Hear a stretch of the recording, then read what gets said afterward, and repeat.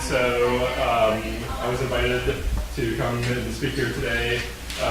We're going to have a series of speakers in this sort of time slot, and the theme for our series of speakers is called Climate Action in the Community. So I'm going to be talking about a couple of different themes related to that idea of climate action in the community. So I'm going to talk about something called climate action planning, and I'm going to talk about solar energy. Okay?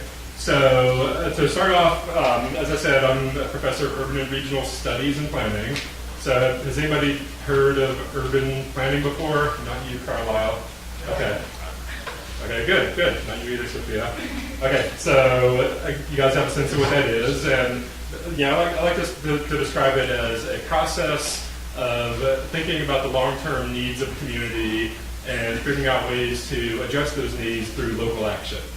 And that local action is typically thought of as being actions taken by local government, so like a city, county, town, or something like that. But it can also be actions that those local governments take along with or in partnership with community organizations, nonprofit groups like the Sierra Club, businesses, institutions like universities and so forth, or individual residents like yourselves. And so in recent years, urban planning has been a field that's been around for a century or so. And in recent years, it started to take on new sort of emphasis in looking at the issue of climate change. And so when you sort of overlay those two concepts or those two terms, urban planning and climate action, you get climate action planning. So that's an emerging sort of subfield within urban planning, and that's the the field that I specialize in. And so the basic notion of climate action planning is doing urban planning with climate change in mind and looking at ways to reduce greenhouse gas emissions. But prior to doing that, you have to really study energy use patterns in a community, determine what the greenhouse gas emissions are resulting from those energy use patterns, and then figuring out ways through local action that you can reduce those emissions. And this idea of reducing emissions, there's another term for that called climate change mitigation. And that's the idea that we want to reduce greenhouse gas emissions so that we can sort of reduce the extent of the climate change impacts that we're going to experience in the future. And I say reduce the extent because there's another form of climate change related planning called climate change adaptation. So adaptation and mitigation are two different things that kind of go hand in hand. The idea with adaptation is that we have to realize that the scientists are telling us now that even if we were to completely stop emitting greenhouse gases tomorrow, we would still, through 2 centuries of industrialization, we've still emitted so many greenhouse gases already that that their presence is still going to be felt, and those impacts are still going to occur. The Earth is going to continue to warm, and we need to be prepared for that, and we need to, through planning and through policy and community action and so forth, we need to be prepared for rising sea levels, increased flooding events, and those other types of impacts. So, but I digress, because again, what I'm really talking about today is this idea of mitigation and how we, through local action, can reduce our greenhouse gas emissions, and how communities or local governments, cities, county, towns, and et cetera, can do that. And again, that's the idea there is climate change mitigation.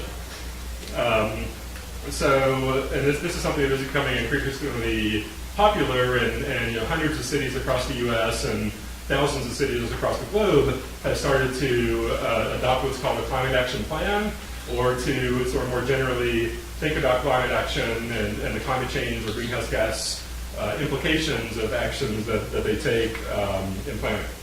So, when I talk about that, it's first kind of important to kind of clarify what cities can and can't do, and what urban planning includes and what it doesn't. And the reason I say that is, and it's particularly important to understand that when we think about like energy, there's not really that much that cities can do or that we can do at the local level to influence the composition of our electricity in terms of electricity that comes from the grid. That's something that's handled at a state and regional level, and there's nothing that the city of Richmond, for example, can do to influence the percentage of your electricity coming from the grid that's sourced from coal versus natural gas or nuclear renewables, et cetera. So you can't really address the issue sort of directly in that sense, but there are ways in which local governments can, through urban planning, have an impact on greenhouse gas emissions. And one of the main ways is through really what you might consider the main function of urban planning, which has to do with land use. So this idea of land use planning.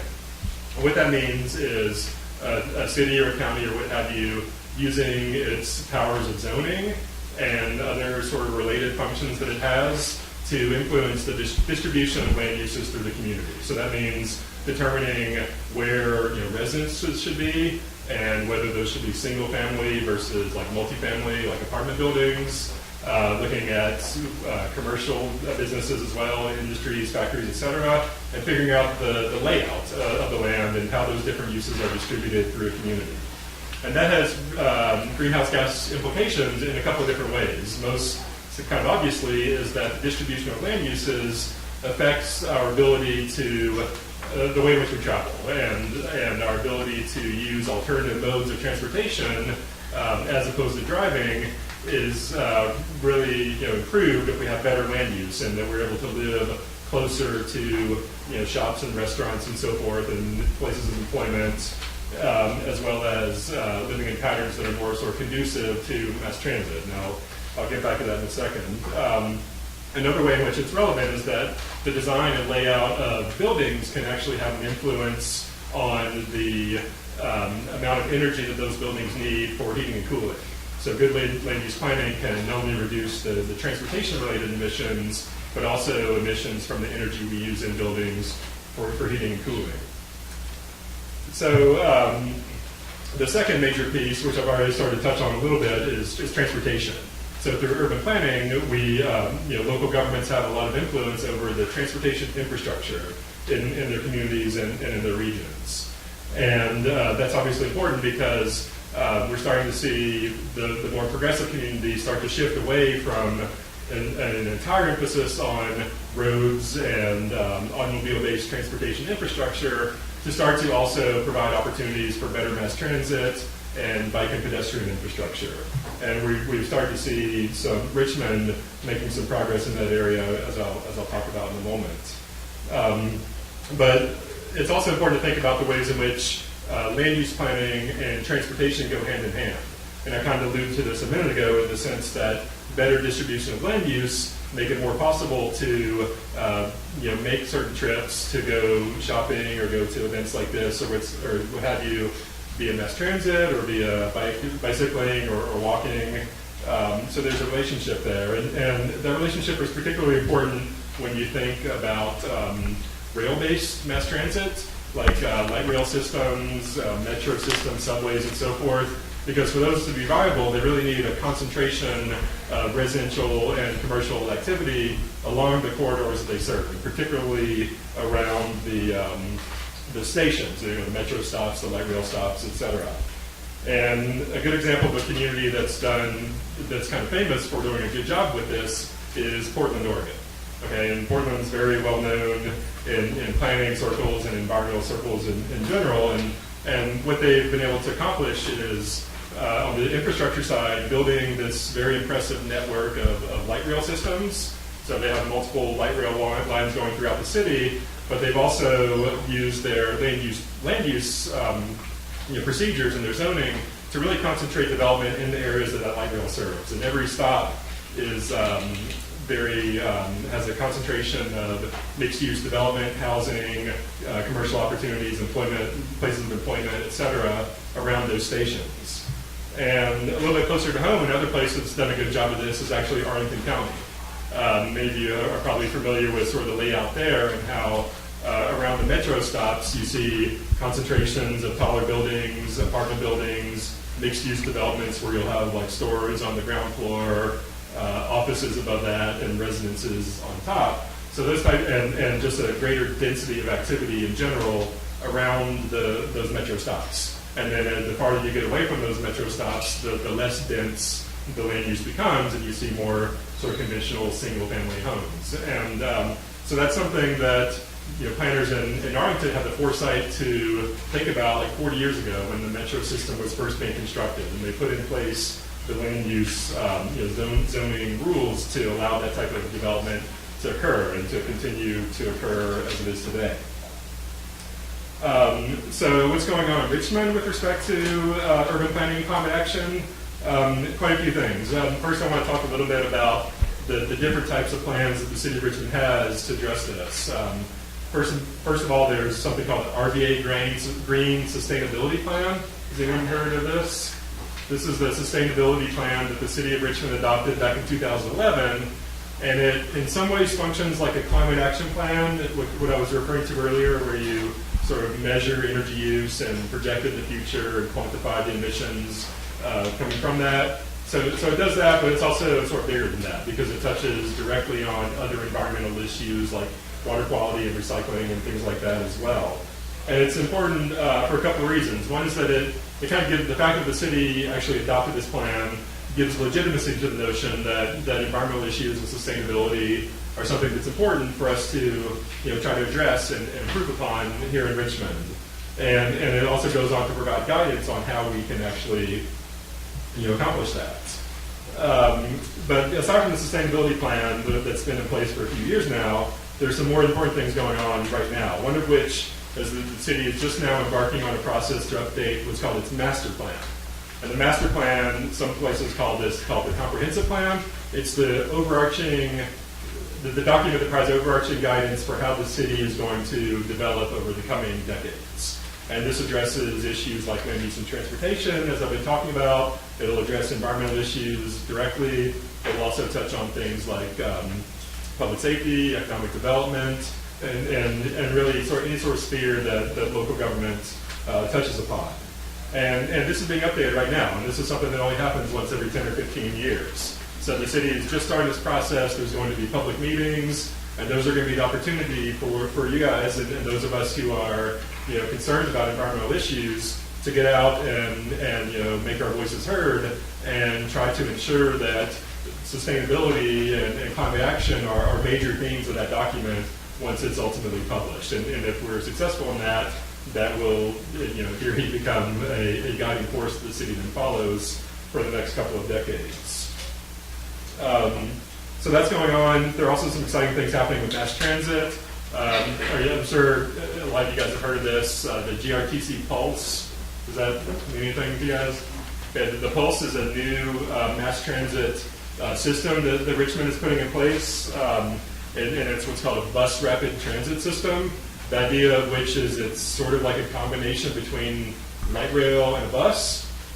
So it is a bus. It's a bus, but it's intended to function and similar to light rail in the sense that it doesn't stop so often. It stops at actual stations as opposed to just little signs on the sidewalk, and it's intended to provide frequent, high volume, rapid service along a given corridor. And again, the idea would be to then use land use to try to concentrate development on that corridor. So at the moment, it's going to start at Rockets Landing and end at Willow Lawn. Hopefully it will, in the near future, as far as planning goes, be extended out to Short Pump.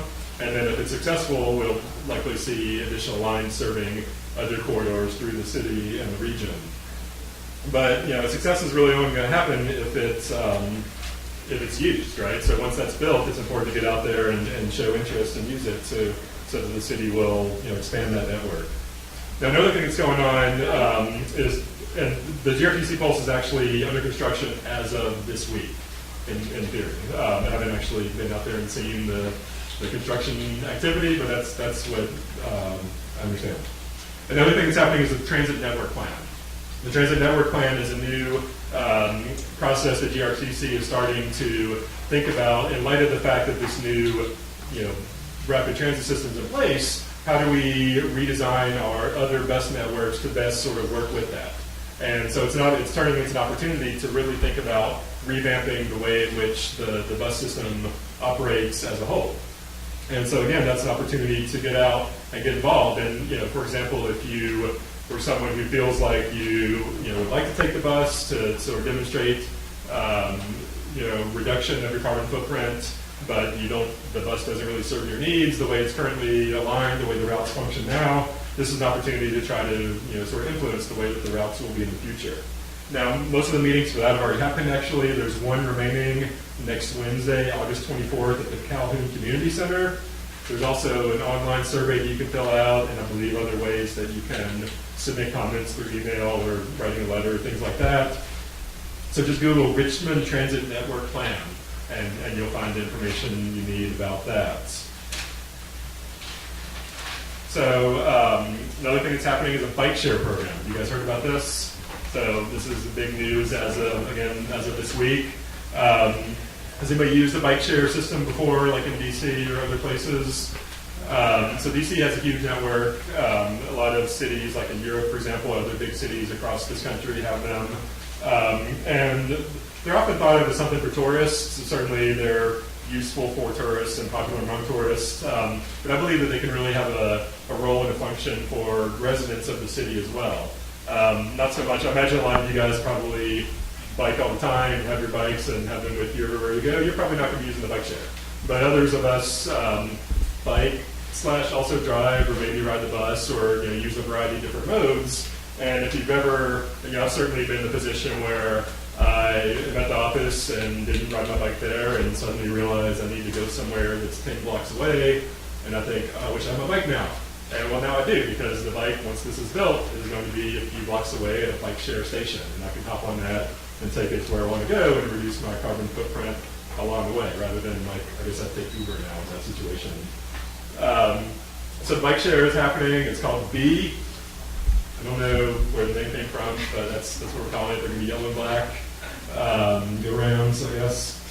It's going to have 22 stations. They're mostly in the downtown area and like west of downtown, like around campus, VCU, and so on. But the idea is that it's pretty quickly going to be expanded and to other parts of the city. So there's more information about that available on the city's website. A lot of you have probably seen the front page article in this week's Style Weekly about the B. So check that out too. I started to mention this earlier, but it's really important that if you support these concepts of creating different types of transit opportunities, giving people in Richmond the opportunity to have a lower carbon footprint, it's important to also actually use those services, because there are lots of critics out there who think that cities shouldn't be making these types of investments and we shouldn't spend our money on mass transit or really anything related to climate action. And we're starting to see that now, particularly in Norfolk, where they built the light rail system 5 years ago. It's been heavily criticized from day one. The ridership levels actually are lower than what was projected, so it's becoming quite a problem. And the folks who want to see that system expanded are coming up to a lot of resistance. So it's important for us in Richmond to really get out and show our support by using these systems when they become available. So another thing, so it's important to use these systems, but just in general, when we talk about how to make our communities more climate friendly, it's also really important to get involved politically. Okay, so I'm sure you guys all know about the big election that's coming up this fall, right? What? Yeah, big election. Of course, I'm talking about the mayor of Richmond, city council, right? That's happening this year. It's really important. How many of you guys know who the candidates are for mayor right now? A couple? Not really? Okay. Just start throwing out some names. There's 8 candidates, so if you just throw out a name, you'll probably hit. We got a John, Tony. We got a Jack, we got a LeVar, we got a Bruce, a Michelle. 8 candidates. Actually, according to the paper today, we might be down to 7, but I'm not getting into that. So that's a really big deal, and having good leadership at the top, not just as the mayor, but also the city council. School board is also, those elections are happening this fall as well. Those folks who are running for those positions, what they're doing is they're going out and talking to people, and they're trying to figure out what it is that people want to see happen in this community, and they're shaping their messages accordingly. And to be honest, nobody in these campaigns is really talking much about the environment right now. They're not talking about climate change, and in part for good reason, right? Because Richmond has some real fundamental issues that need to be addressed, and so what folks are talking about is poverty and improving the schools, and all that's obviously super important as well.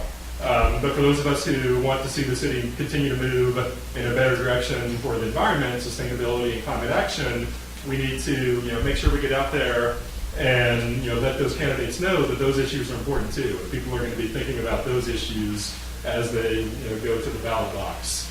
And I think one strategy that could really be helpful is to think about ways where the issues overlap. And so, for example, looking at, trying to push the city towards doing, green job training and trying to develop, employment base and employment opportunities in the energy efficiency sector, renewable energy sector, and things like that. So I've been talking for a little while now. But there's some other speakers. I actually have some other stuff I was going to talk about solar energy, which I know is pretty cool. We could also stop now and take questions. What do you guys think? Oh, what about solar energy? Are there any other questions before I get to that one? Yeah. When's the bike share thing supposed to be done? The bike share thing is just starting to, I don't really know, but it's not really nearly the amount of work to do like the BRT, so it's not going to take that long to build. I don't know, does anybody else know when it's supposed to go It's online? really soon. Yeah. Yeah, it's They like haven't in started weeks. building it, but it's just a matter of That's cool. putting in these stations and, a matter of weeks, you think? Right. Will they run like a subscription service, like City Bike or Dixie Bike or anything? Yeah, it's going to be similar. There's different options. There will be the option for an annual membership, monthly membership, weekly single ride, and so on. That's cool. Yeah. It's not going to be, the DC service is really geared towards generating revenue from tourists and sort of subsidizing the annual users. And I don't think it's going to be quite so expensive for single day uses as the DC's is. I hope you're willing to answer this. Do you endorse one of the mayoral candidates with regards to these issues? I'm willing to answer it, because my answer is I don't know. I'm not currently, as I said, none of them are talking about these issues yet. I have a lot of friends who are strongly supporting one of the candidates, and a few friends are strongly supporting one of the other one.